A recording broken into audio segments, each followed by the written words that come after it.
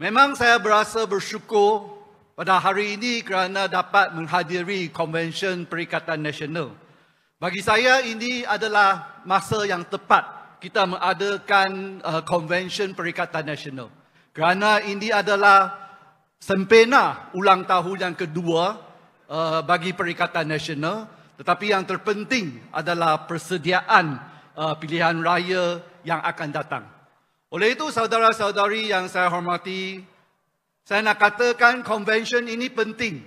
Kerana konvensyen ini adalah satu platform kita memberikan cadangan, pandangan dan idea-idea kita. Konvensyen ini pun juga memberikan satu platform bagi kita membincangkan kekuatan kelemahan kita. Dan juga strategi-strategi macam mana kita nak kekalkan kekuatan, macam mana kita nak ubahkan kelemahan kita kepada kekuatan. Konvensyen ini juga adalah satu platform untuk meluahkan perasaan.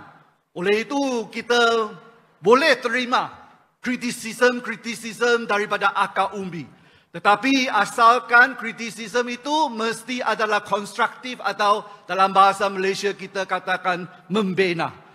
Oleh itu, hari ini saya nak minta semua para hadirin sekalian, marilah kita bersama-sama memberikan pandangan, memberikan cadangan, perbincangan, meluahkan perasaan dengan asal satu prinsipal, iaitu menanglah Perikatan Nasional dalam PRU yang ke-15, boleh tak? Saudara-saudari yang saya hormati, tadi Tan Sri Muhyiddin Yassin, Pengerusi Perikatan Nasional, telah memperkenalkan menteri-menteri kita. Oleh itu, adakah Perikatan Nasional kita itu kuat atau lemah? Kuat, memang kuat. Kemungkinan saudara-saudari belum dimaklumkan. Tadi Tan Sri Muhyiddin Yassin, Pengerusi Perikatan Nasional, sudah memperkenalkan menteri-menteri kita. Untuk maklumat saudara-saudari, kita ada sebanyak 12 menteri Perikatan Nasional di kabinet kita, termasuk 2 menteri kanan yang berada dekat sini bersama-sama dengan kita.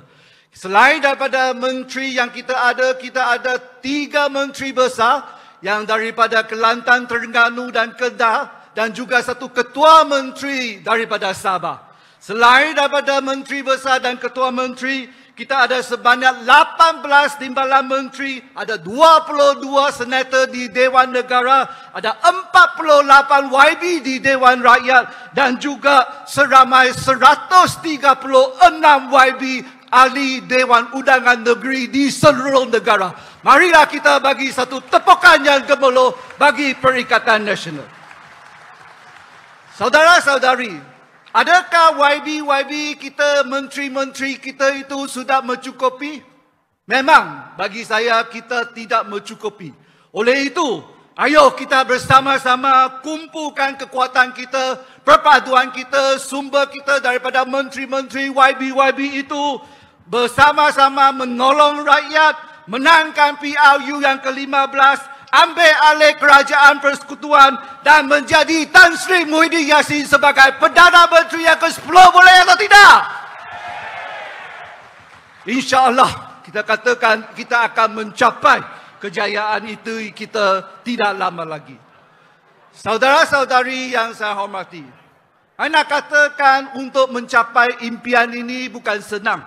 Untuk mencapai impian ini kita mesti mendapatkan mandat, sokongan, undi daripada rakyat Malaysia.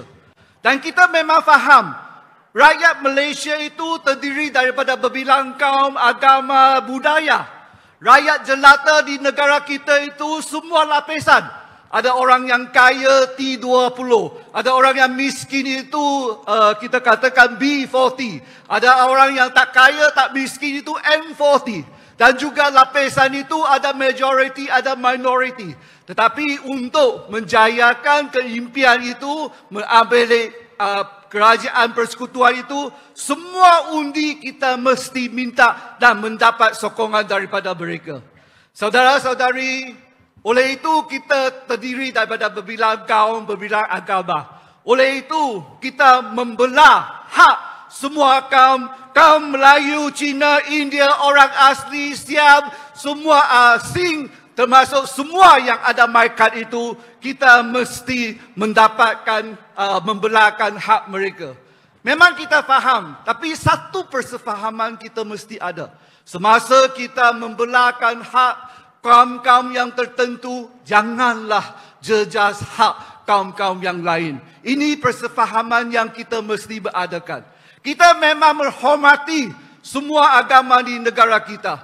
Perlembagaan persekutuan kita dan perkara 3 sudah dengan nyata jelas dia mengatakan Islam adalah agama negara Malaysia.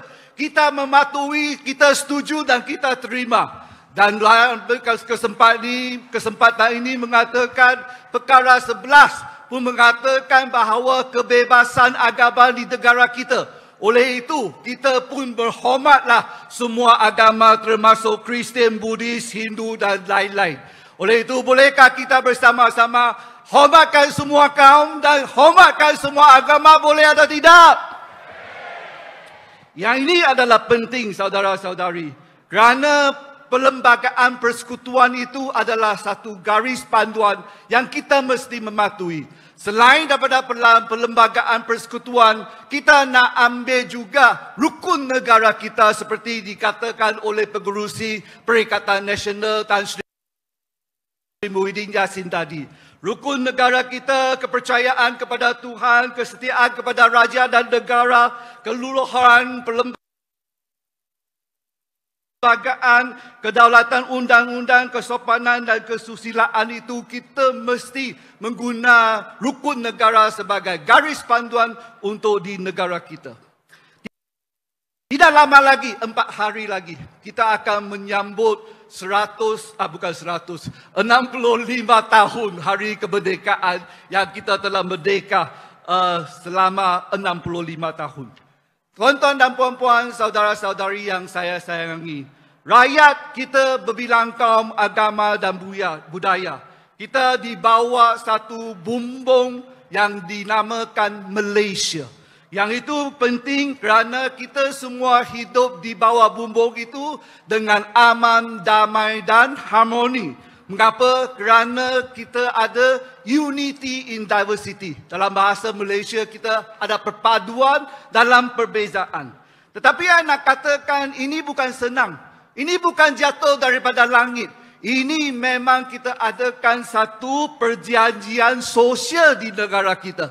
Perjanjian sosial itu kita mesti memperkasakan dan kita mesti memperkuatkan saudara-saudari. Social contract. This is what I mean, perjanjian sosial itu seperti contoh. Kita nampak ada rakan-rakan Muslim, memang semasa majlis makanan, kita akan menghidangkan makanan yang halal. Kita jika ada kawan-kawan daripada Hindu, kita tak akan hidangkan daging lembu kepada Hindu. Kita tahu bahawa jika ada Buddhis itu ada vegetarian, oleh itu kita akan menghidangkan makanan vegetarian kepada Buddhis. Yang inilah kita katakan social contract yang kita mesti ada. Yang Bapak Senator, insya-Allah masa sampai. Oleh itu, saya pun nak teruskan 2 minit lagi boleh. Terima kasih. Selain daripada social contract atau perjanjian sosial itu diadakan, seterusnya saya nak cadang. Saya nak cadang kepada para hadirin hadirat sekalian kerana baru-baru saja kita nampak hari dalam sejahtera keputusan Mahkamah 23 hari bulan Ogos itu hukuman kepada Najib Razak itu dikekalkan. Oleh itu saya nak tahniah kepada semua rakyat dan juga tahniah kepada Tan Sri Muhyiddin Yassin kerana kembali maruah politik beliau dan integriti beliau. Marilah kita bagi satu tepukan yang gemuruh kepada Tan Sri Muhyiddin Yassin. Tan Sri, perjuangan kamu menentang rasuah tidak disia-siakan.